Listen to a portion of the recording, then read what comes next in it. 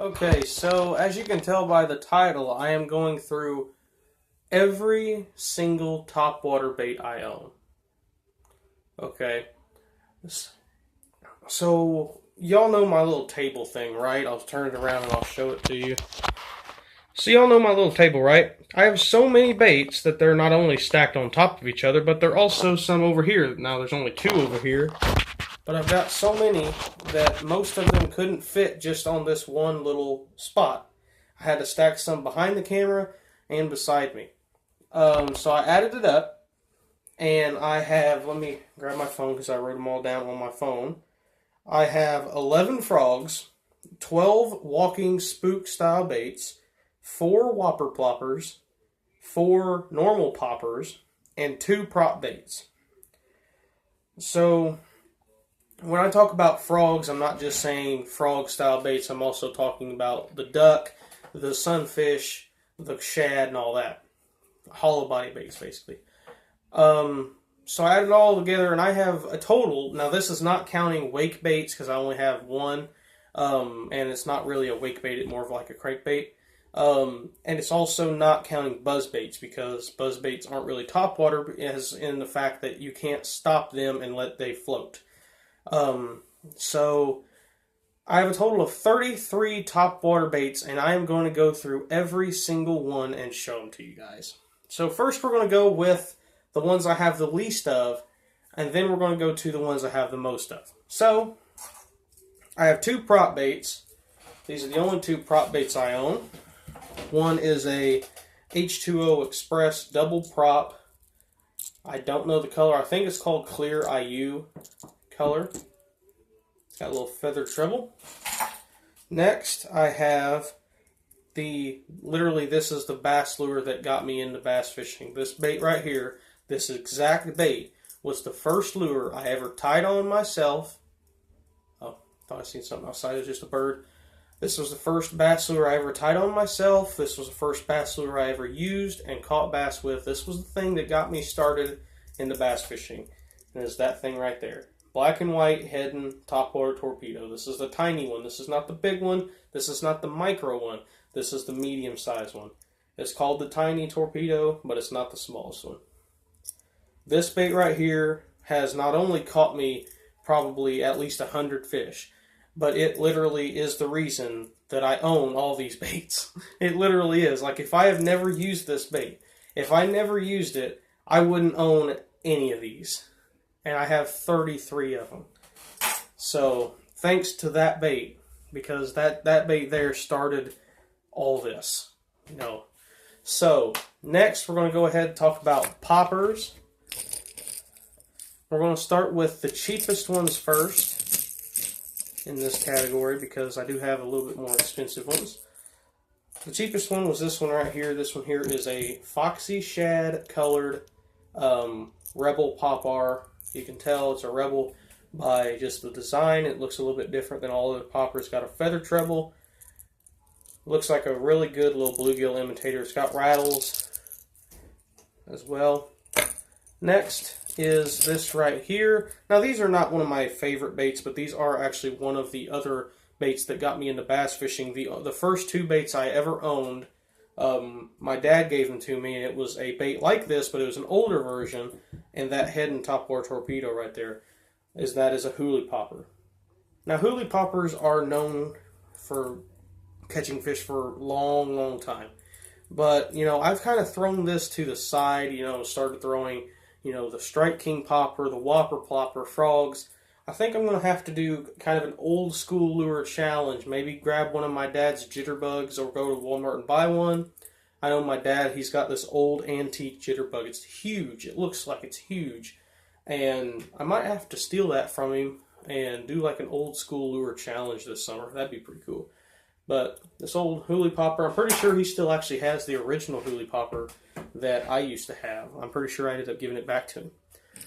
But next, these 2 poppers here. Now, I am not talking about any walking baits that have a popper mouth are in the walking bait category, and any frogs that have a popper mouth are in the frog category. But here is the other 2 poppers that I have. These are both Strike King Splash Poppers. This one here is in Summer Shad or something like that. And this one here is the clear or nude color, as they call it. Somebody going by on a four-wheeler really loudly. So next we're going to go ahead and talk about Whopper Ploppers.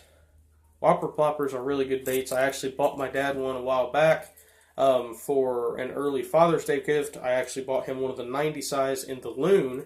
And if you don't know what the Loon color is, I'll talk about here in a second. But here's the 90 size. This one here is called Terminator, I think. If I remember right, this was actually the first Whopper Plopper I ever bought. And then this one here is a little chartreuse and blue color. It's good for muddier water. This here is the Sooner color. And I guess because of the name that they use this kind of color a lot in Oklahoma. That's what I guessed, but I'm probably wrong. Then the bait that caught me, my first ever 5-pound largemouth bass, weighed 5-pound largemouth bass, was this right here. Big 130 size Whopper Plopper in bone color. Now, a lot of people like the 110 size because it's a nice medium size.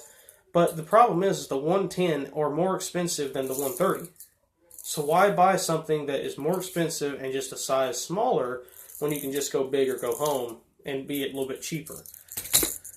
So the Loon color that I was talking and referring to earlier is this black and white color. And as you know, like I was talking about this head and topwater torpedo, my dad used to use these all the time. He still does. They still make them, and he actually bought some newer versions a while back because he sadly lost one of the two originals that he bought. This one here is the other original. Now, I offered to give this back to him, but he told me no because it was the first lure I ever used. He told me to just keep it and keep it as kind of a keepsake, maybe do like a challenge with it or something. So, black and white. So I decided, you know what, I'm going to buy one of these and give it to him for Father's Day. And that's what I did this year. I got one of these, not this size, I got the 90 size. This one here's the 130. I bought the 90 size for him for Father's Day because I know he likes the black and white type baits for ponds and stuff like that. So I got that for him in the 90 size. So next we're going to talk about is... I think frogs is what I'm going to talk about next because I have a little bit less frogs than I do walking baits. But anyway, the first frogs that I used to buy, I actually don't have the first frog I ever bought with me because it's over there. It's retired. It doesn't float anymore, and it's caught so many fish that it doesn't float. Like I've caught at least 1.5 dozen fish with it. It was the first frog I ever bought. And I just used to whack them on it. But the second frog I ever bought was this one right here. This is a Strike King Green Pumpkin Pearl Belly. You can tell it's caught some fish. The pearl belly's about to fall off. And really good looking frog there. That was the second frog I ever bought. Then I don't really know the rest. I know this one here is one of my better producers. The black frogs. The first frog I ever bought was a black and white one. The second frog, or the most productive frog I ever bought, was this little black Spro popping frog, a little bit of red on it. That thing there works really good. I caught one of my former personal best with that. A couple other frog type baits. This one here is a culprit, Incredible shad or something like that. It's like for $2 on Tackle Warehouse. They're always on sale. They're not exactly my favorite bait. They're not exactly the best quality. I mean, if you can tell, that weight is already losing paint and it's never been casted. This bait has never even been tied on to a rod. Then, my least favorite frog is the little dude here, the little Booyah Pad Crasher Jr. If I was going to tell you to not buy any of these, it'd be this one. This thing sucks. I was using a spinning rod with braid, and as everybody knows, braid on spinning rods usually helps casting a lot more. I can't cast this thing more than 20 yards. It sucks. Don't, if you're going to buy any frogs from this video, don't buy this one. It sucks. Next, here's another Matsuo frog. Actually, I didn't even tell you this, but the first frog I ever bought was a Matsuo frog. It was black and white. This one here was all white until I decided to mess it up for some stupid reason with some Sharpie pens. And I actually wanted to make it have like an X with the blue, but I had made my lines wrong, so it's got like a weird looking triangle thing on the bottom and a black X on the top for some stupid reason. This was kind of just a mistake. I should have left it alone, but I'm not that smart. I had to mess with it. Next, here is one of the cheaper frogs that I've ever bought. Actually, the cheapest frog I ever bought fell apart like on the third cast with it. It was actually a Renoski brand, I think. It was like $1.50.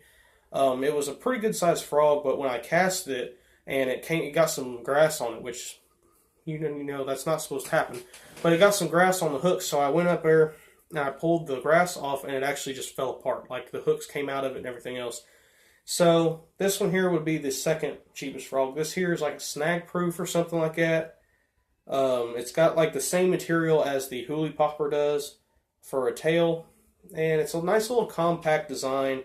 It doesn't have the best hooks, but for like a $2 frog, you can't really complain for a $2 frog. Next, I got 4 more baits here. Actually, I got 5. I didn't even see that one there. This one here is an H2O Express white popping frog. It looks a lot like the Spro popping frog. It's just a little bit heavier. If you hold the Spro and this one, you can obviously tell this one here is a little bit heavier. Next, this here is an H2O Express sunfish or shad or whatever it's called. Nice little bait there. It's pretty good. It's not my favorite, but it didn't drop it. I caught it again. But anyway, keep dropping it. But it looks pretty good. I think that it will catch fish this year. Sorry if I stutter some. I get to talking about stuff too fast and I start stuttering. Next, this here is a popping perch from Strike King. I actually ordered this with the thought that it was white because they had it on a white background. And it's actually clear.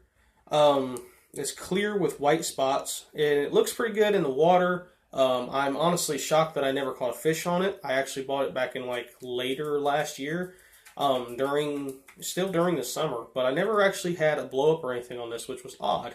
But I think that it's going to catch some fish at some point this year, just because it looks good in the water. Next, these two here are kind of the oddballs of the group.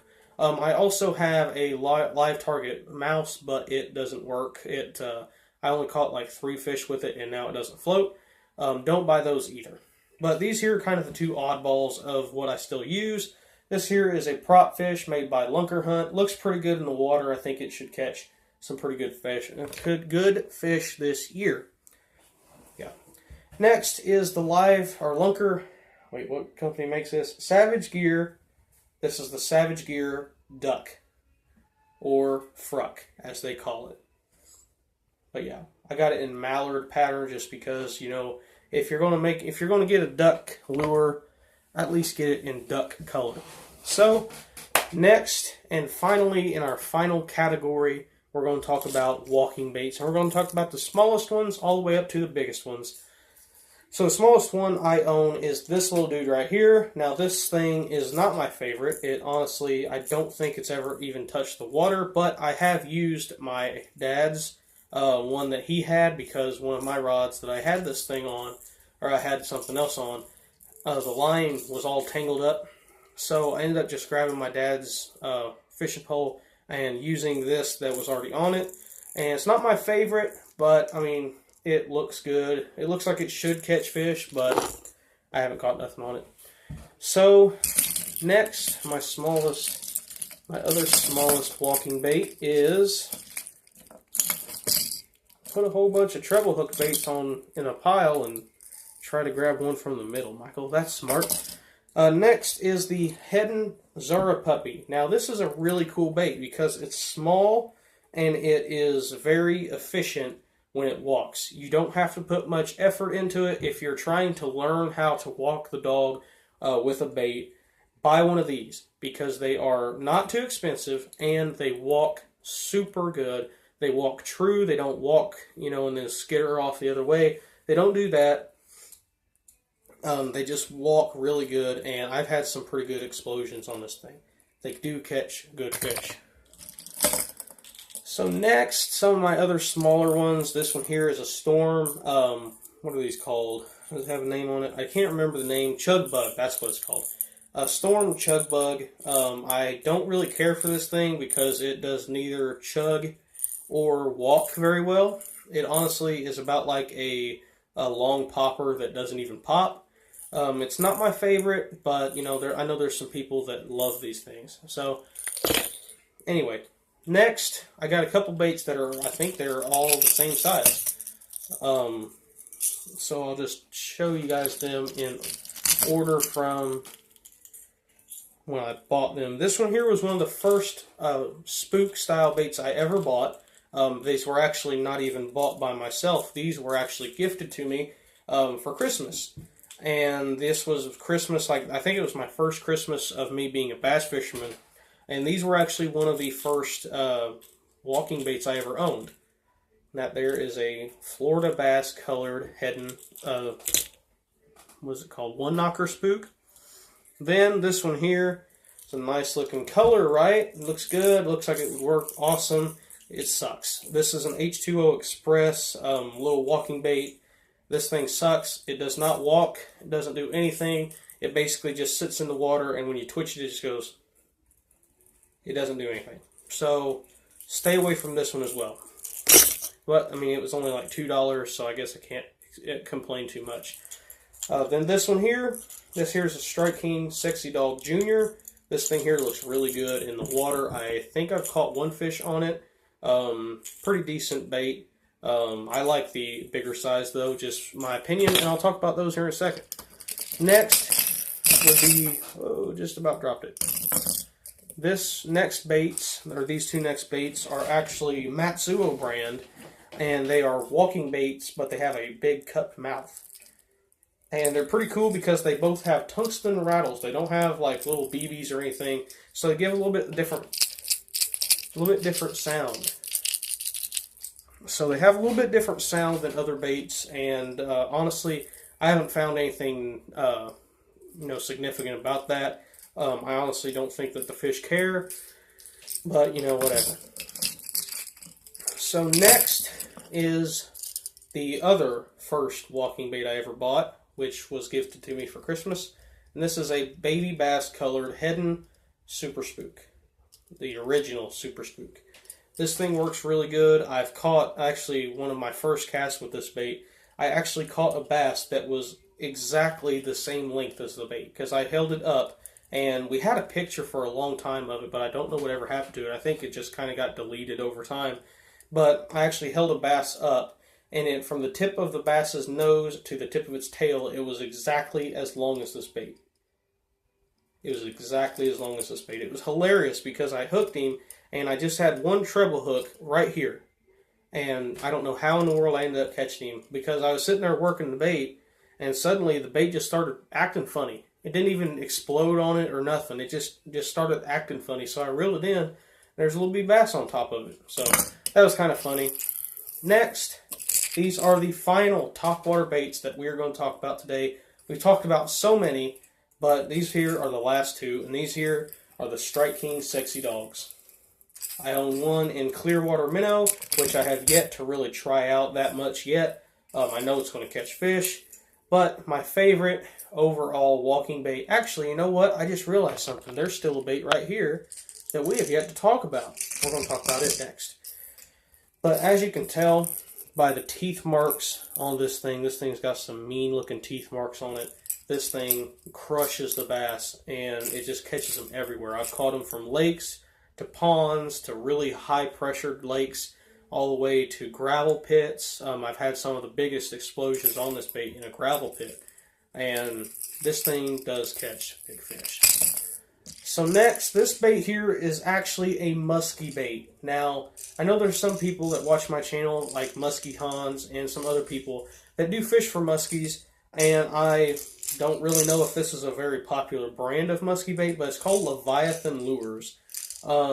Now, over at Rural King over in Indiana, they had a bunch of these on sale for like $1 a piece. This one here, I got this bait for 99 cents, and it is a giant walking bait with a huge popper mouth and giant eyes, and it's chartreuse, blue, and red. Now I bought this thing when I first started bass fishing, and I had no clue that it was a huge mistake of buying it.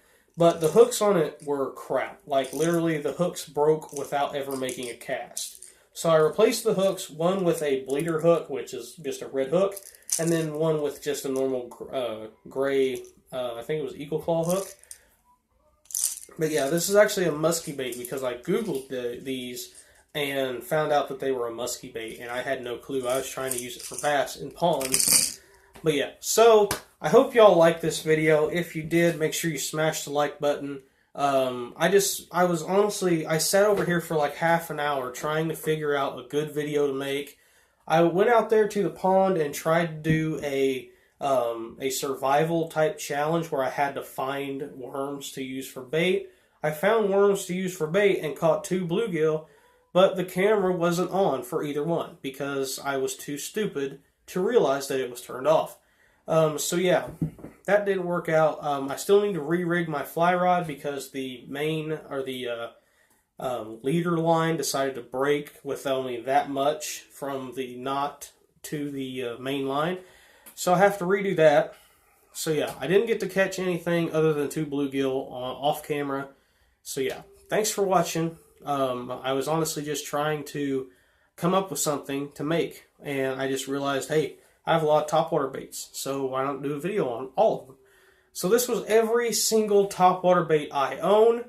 This is excluding wake baits and buzz baits because wake baits aren't really topwater baits because they do sink under the surface when you reel them. And buzz baits are not really topwater baits, you know, in a sense that if you stop them, they sink. So yeah, thanks for watching. Make sure you like, comment, and subscribe if you haven't already. Bye.